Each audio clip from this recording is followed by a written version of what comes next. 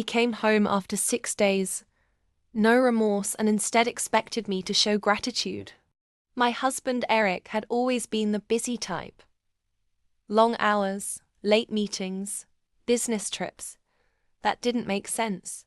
But when he disappeared for 6 days without a call, text, or trace, even my patience cracked. I called the police. Hospitals. His co-workers. Nothing. I barely slept, pacing the floor of our Boston home, terrified something terrible had happened, until I found out something did. Not to him. To us. A friend from his office called me in whispers. I shouldn't be saying this, but Eric's fine. He's in Miami. With her. Her. The same business partner I'd met once. Young, flirty, and wearing perfume strong enough to kill flies. I didn't cry. I didn't scream. I just sat there. Then I opened my laptop, because if my husband thought he could vanish for 6 days, he'd forgotten who he married.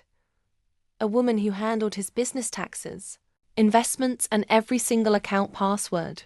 6 days later, he walked through the door like a king returning from war. Tan, smiling, sunglasses in his hair.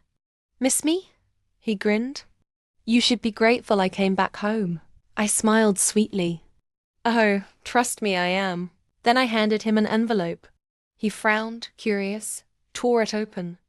And the moment his eyes scanned the papers inside, the color drained from his face.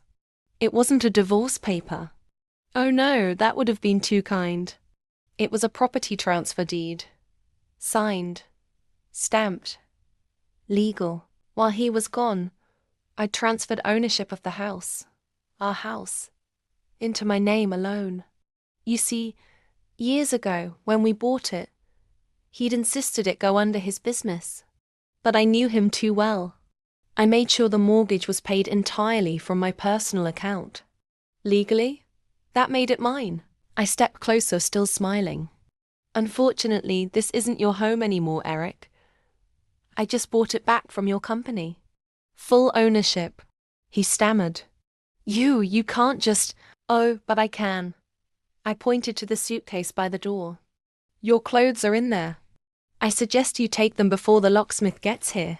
He blinked, lost. "The locksmith?" "Yep. The one coming to change my locks." I walked him to the door as he tried to regain control. "You'll regret this," he hissed. I laughed softly. "I regret wasting 6 years with you. But this?" I gestured around the house, my house.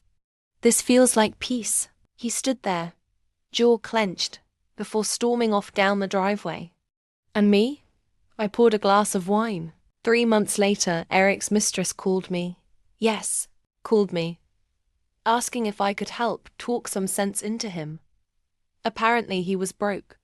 Turns out, his business accounts were frozen due to minor tax issues.